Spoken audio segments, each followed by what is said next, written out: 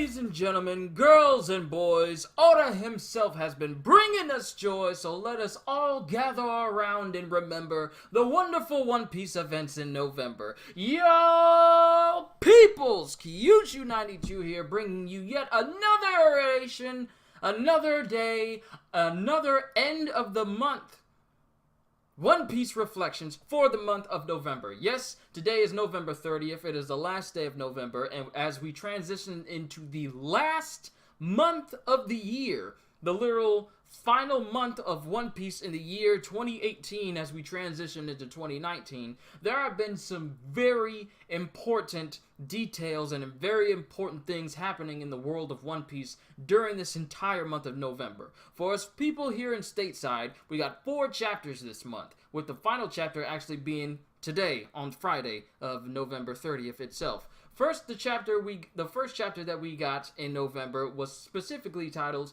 Kaido versus Luffy. Now, mind you, back in October, the final chapter of that month had Luffy literally embedding an elephant gun attack into Kaido's head.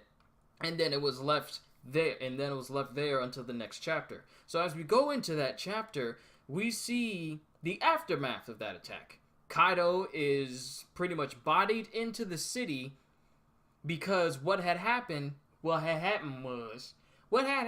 the last chapter was Kaido used his dragon abilities to literally nuke the Oden ruins, where the rest of the crew, other than Law and Luffy, were, and he just up and destroyed it. This angered Luffy immediately, and Luffy embedded an elephant gun in his head.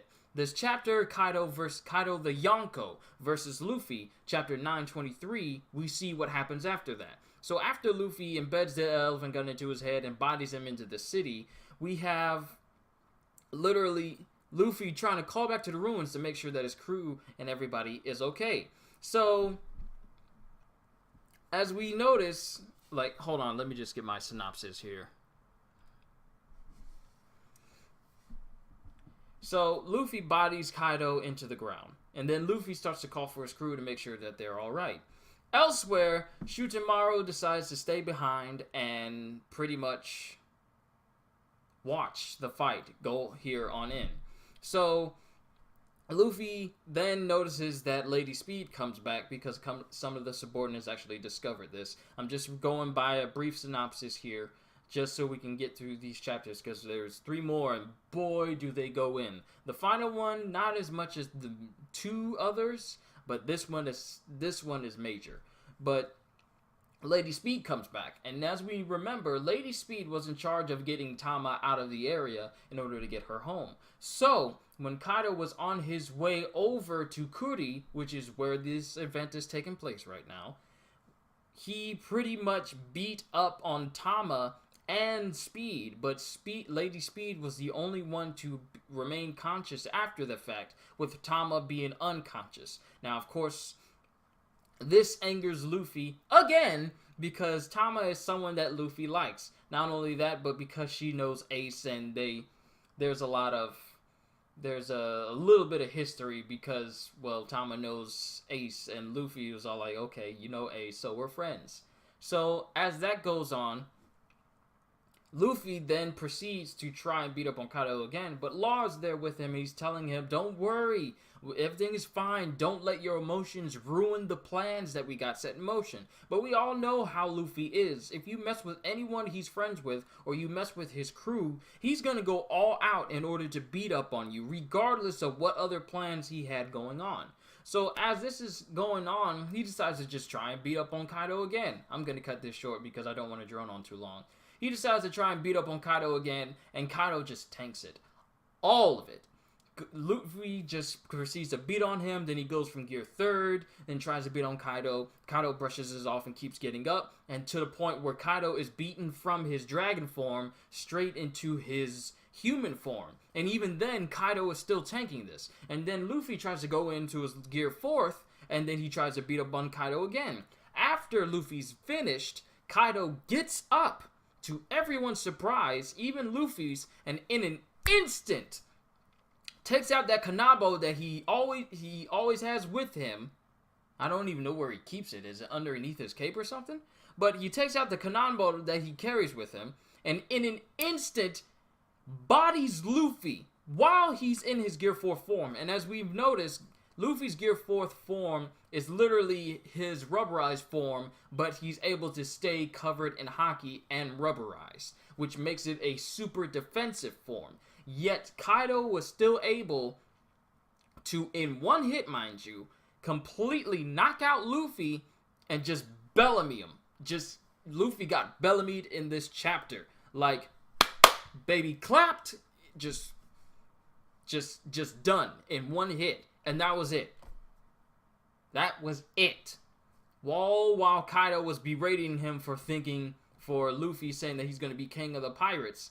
And Kaido just stands over Luffy's unconscious body saying, "You, Pirate King? Yeah, right. Don't make me laugh, boy." Paraphrasing, mind you.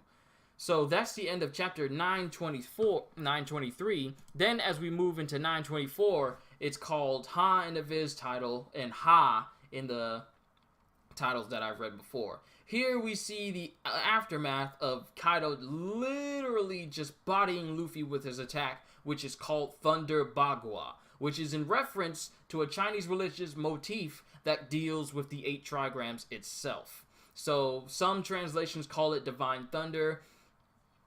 Other translations call it 8 trigrams Divine 8 trigrams Thunderclap. But with all that going on, the crew that is with Kaido, they're examining Luffy because he's laying unconscious right now. But he's unconscious, and everyone's looking at him. Like, Kaido's looking at him, then he's all like, well, he's still staring at me. And even though Luffy's unconscious, and I was kind of wondering, what does he mean by that? Is it because he's staring at him with his eyes all white and everything? It kind of confused me at the moment. But as some of the crew of Kaido try to get over and try to take him, they're all knocked out by Luffy, who unconsciously uses Conqueror's Haki. I did not know that it was possible, but this also prompts Kaido to confirm another Conqueror's Haki user in the world of One Piece, who turns out to be none other than Captain Eustace Kid, who Kaido pretty much beat up on way before any of this, and has him imprisoned in one of his mines. We'll get to the mines. So Kaido's all like, we don't need any more conquerors. And then Shutenmaru remarks, because he's still there watching this, he remarks that Odin had this ability. So this is yet another person on Gold D. Rogers' crew that has access to Conqueror's Haki, which made me wonder, does everyone on Gold Rogers' ship have Conqueror's Haki? Well, almost everyone. I know people keep telling me that I sleep on Buggy because he has a particular... The people keep telling me, don't sleep on Buggy. He probably got that hidden Conqueror's Haki in the nose. The nose knows. But in all seriousness, he tells his subordinates to take him to, try and break him in order for him to be a person that's going to work for Kaido. So they take him away. But, hold on, let me get the rest of the synopsis. Law tries to actually save Luffy, but he gets stopped by Hawkins, who uses a sea stone nail, no less. Like, I thought in the chapter reaction, I thought it was like an actual gunshot, but it turns out it was just a small nail, and this kept him from using, this severely weakened him. And it is in this moment that we find out that Hawkins himself tells us that sea stone itself originates from Wano. Wano is the One Piece equivalent of Wakanda. Sea stone is the One Piece equivalent of vibranium. And no one can get in and out of Wano like Wakanda unless they have permission from the people inside. And they have their borders closed off because of what people will use for it from the outside. There's a lot of similarities there. Maybe I'm digging too deep, but the similarities are just strong, you know? And it made me wonder, and I'm going to repeat what I said back then, it makes me wonder, how did the Marines themselves, how did the Navy get their hands on so much to coat every single one of their ships, their battleships, and not only that, but to make weapons like sea stone bullets, and also make a smoker's weapon completely, well, not completely because the tip is tipped in sea stone, but to make all the cells in Impel Down, and Impel Down is massive. How did they get enough sea stone to make every single cell they have that can weaken Devil Fruit users? Every sea stone bullet, every sea stone handcuffs, all of their ships, which are all equally big. It just makes me wonder, how did they get their hands on that much to coat every single one of their ships? Like, how did they get access to that? Is there another way into Wano that we don't know about that lets them get access to more sea stone? I don't know. But it turns out that sea stone originates from Wano, and the fact that it can be, configured into something as small as a nail yet have such a big effect on Devil Fruit users, it just speaks to the craftsmanship of the people here in Wano, and also to the versatility of sea stone itself. So as all this is going down, hold on. They're all knocked out. All knocked out. I'm looking at the synopsis here. All knocked out.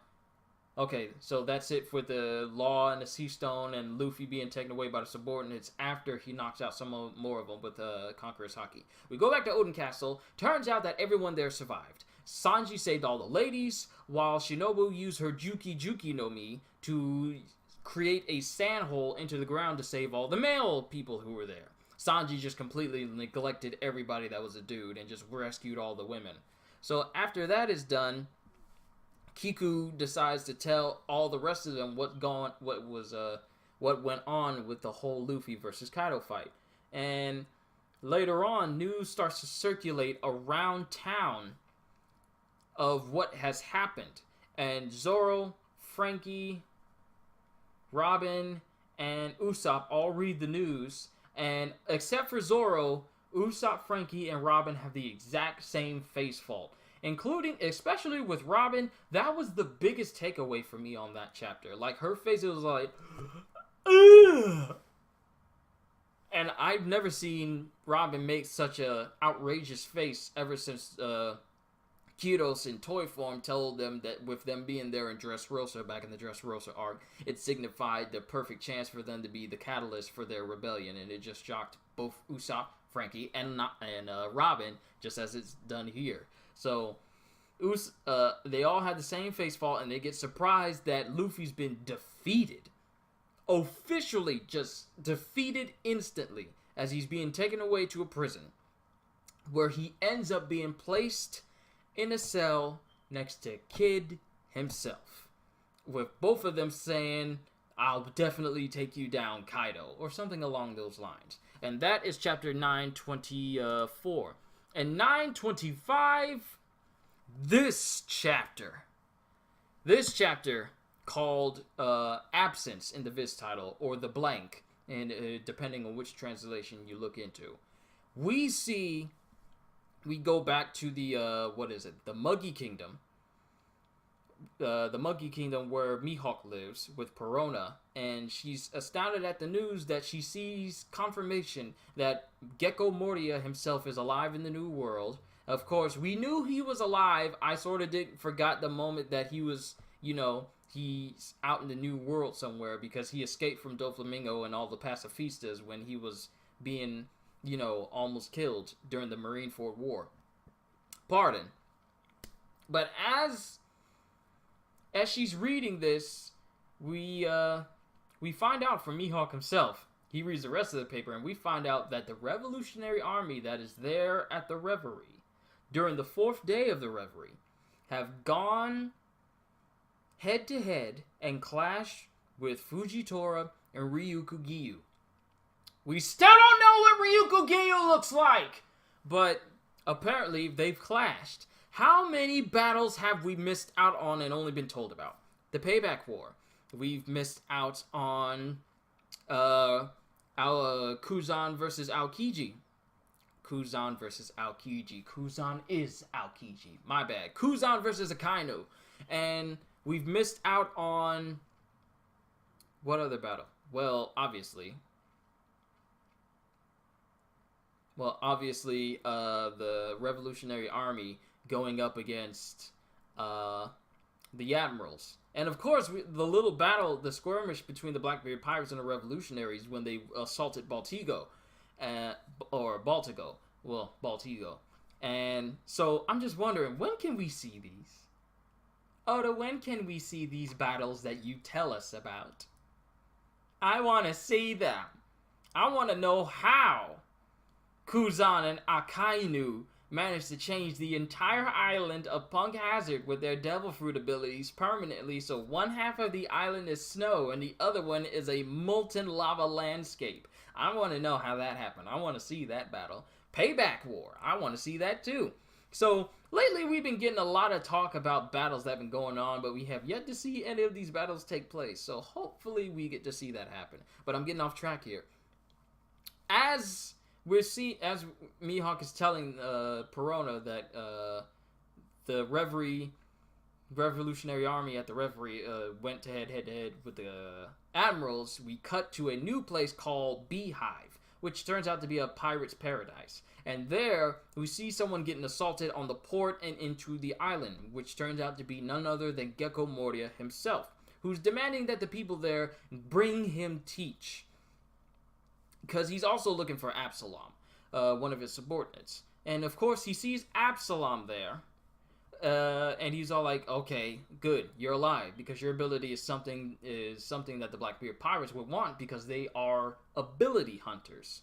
So, after the questioning is all done, someone slashes Gecko Moria in his side from behind and slashes through the zombies through him. Beside him in an instant, and Gecko Moria doesn't see who it is until we see this person appear through thin air with the use of invisibility, you know, Absalom's ability, and it turns out to be none other than Shiryu of the Rain. Of course, we have Avalo Pizzato, who's just watching all this from above, and we see Shiryu of the Rain has cut through Moria, and Gecko Moria is kind of curious as to how Shiryu has Absalom's ability.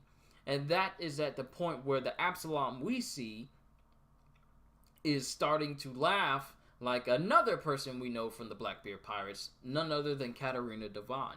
And she has gained a new power as well, the Dog Fruit model Nine-Tailed Fox, which is a mythical Zoan fruit, which allows her to turn into people. And so it pretty much confirms that Absalom is dead. Shiryu now has his invisibility power, and Zoro's gonna have to train up that observation haki if he manages to face Shiryu in the future, because he might have to get to Fujitora's level of observation if he wants to.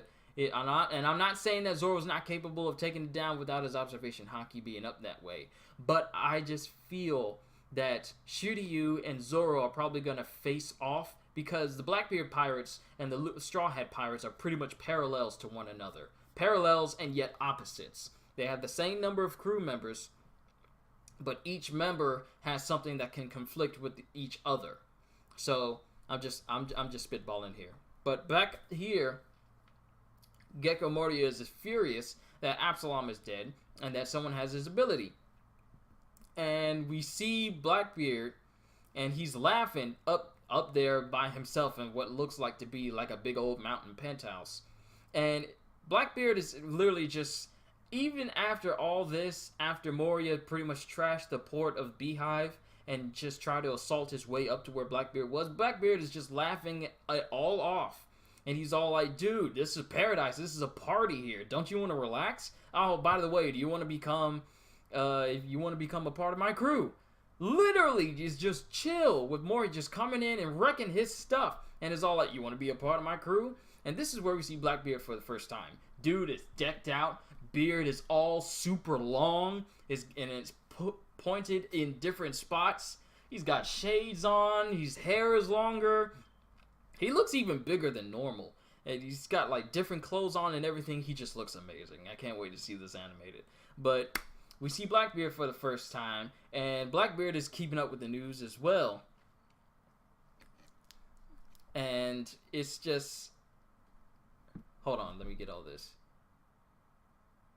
Yeah. It's actually Blackbeard. It's not Mihawk. It's Blackbeard that tells us that the Revolutionary Army is the one that's assaulting the admirals in order to rescue Bartholomew Kuma during the reverie. So as that goes on, in Wano country, we have a sparring match with Ino Arashi and Shutemaru, with Kinemon just watching, but Shutemaru doesn't want to ally with the Kozuki family because of how long it's been since Kinemon, Kiku, Raizo, Kanjuro, Momonosuke, and Kinemon, Kiku, Raizo, Kanjuro, and Momonosuke. Yes, five.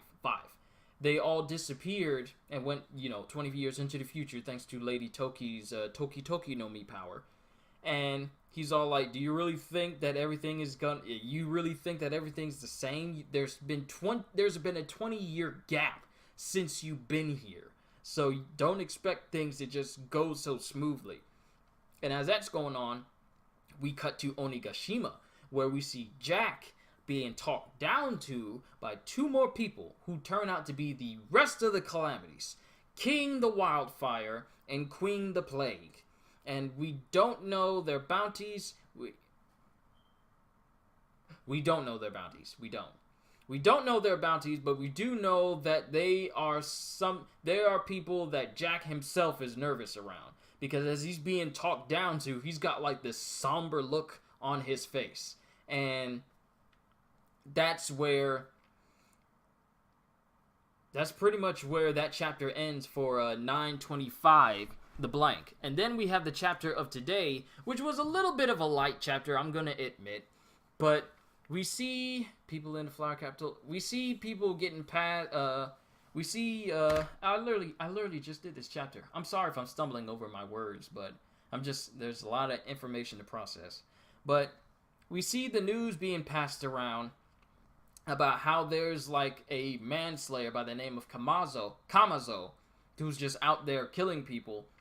And then we have another one where it's called the Witching Hour Boy, who's literally the Robin Hood of Wano, and is stealing from the rich and giving to the poor. And meanwhile, everyone else is doing their jobs that Kinemon gave to them. Usopp, Penguin, and Shashi. I want to say Shashi. Please correct me if I'm wrong. The other guy that works with Law. The one with the hat that's always with Beppo. Beppo's there too. But they're all looking for specific members of the Kozuki family allies who all have like a crescent moon shape on their ankle.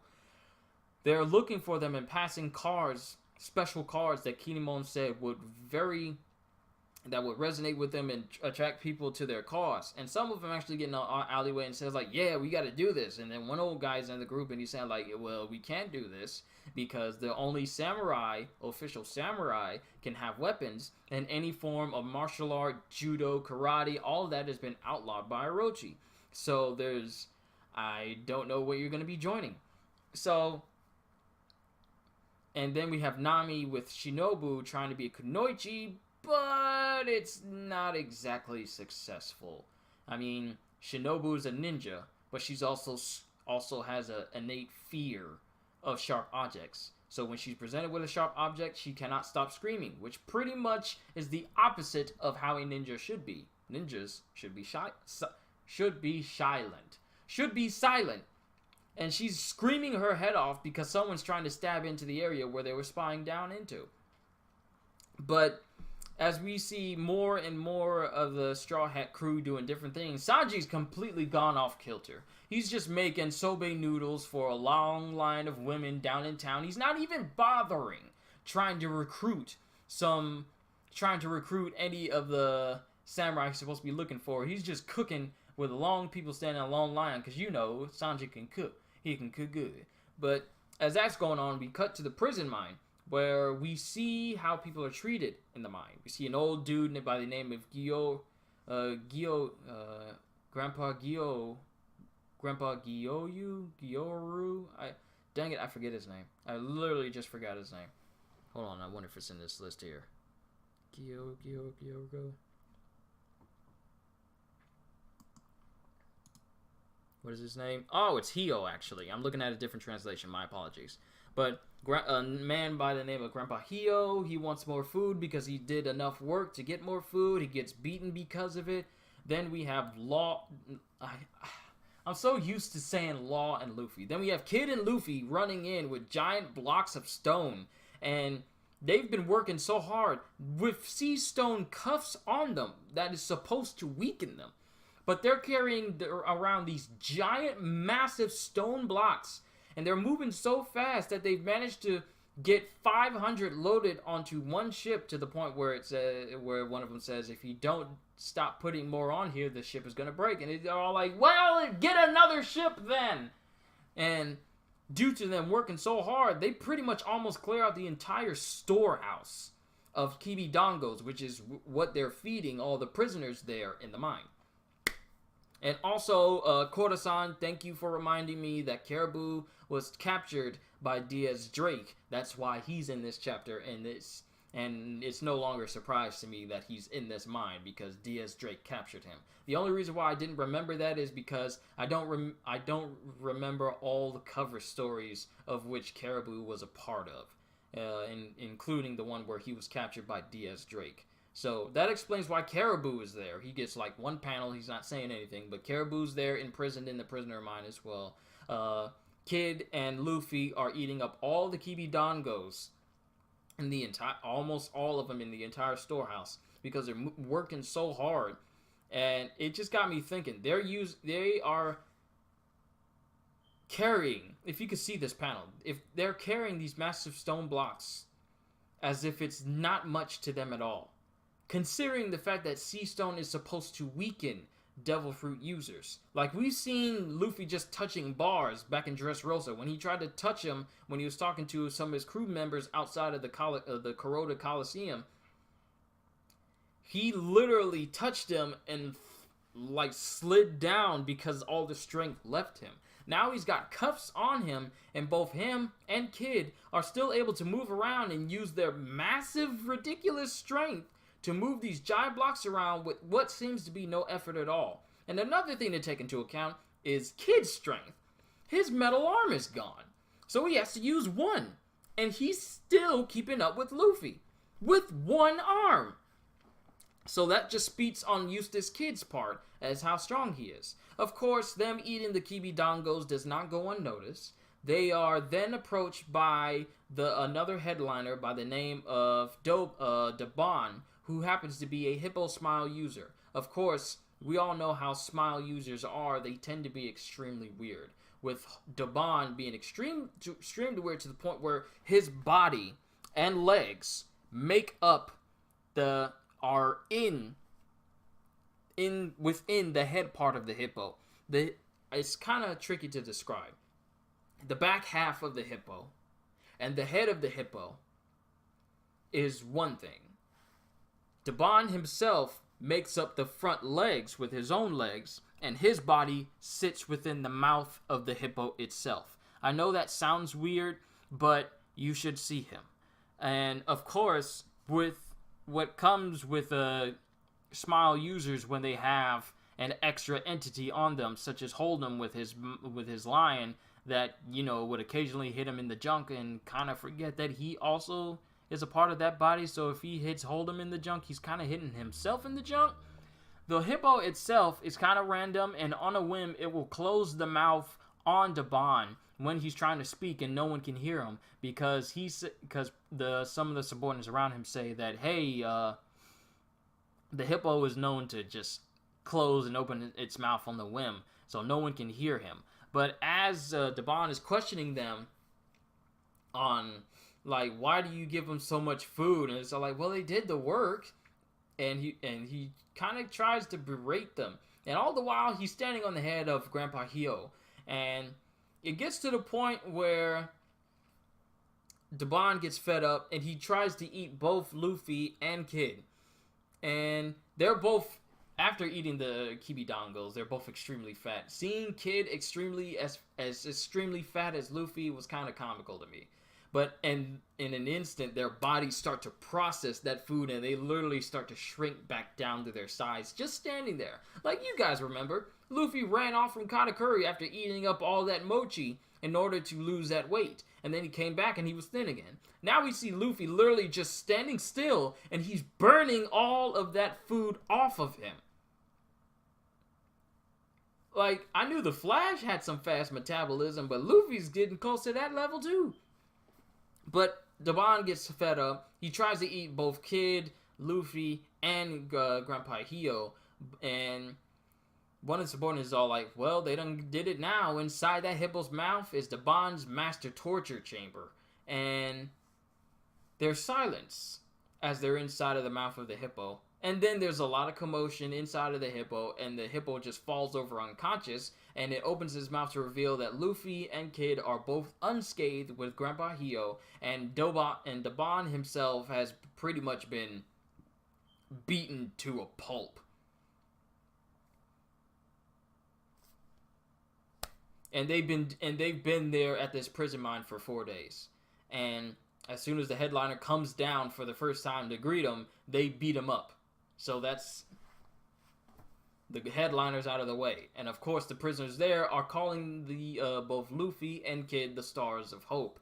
And I can only hope where it's going to go from here. There's a lot of things being set up here with this one chapter. And there's so many things being set up with all the chapters that we got in this month. I thought we had some good chapters this entire month. Now, with this last chapter today, it wasn't as big or as monumental, but we got to see some of the capabilities of another supernova. Like, Eustace is able to keep up with Luffy, especially with him having one arm, and them not being able to use their Devil Fruit abilities.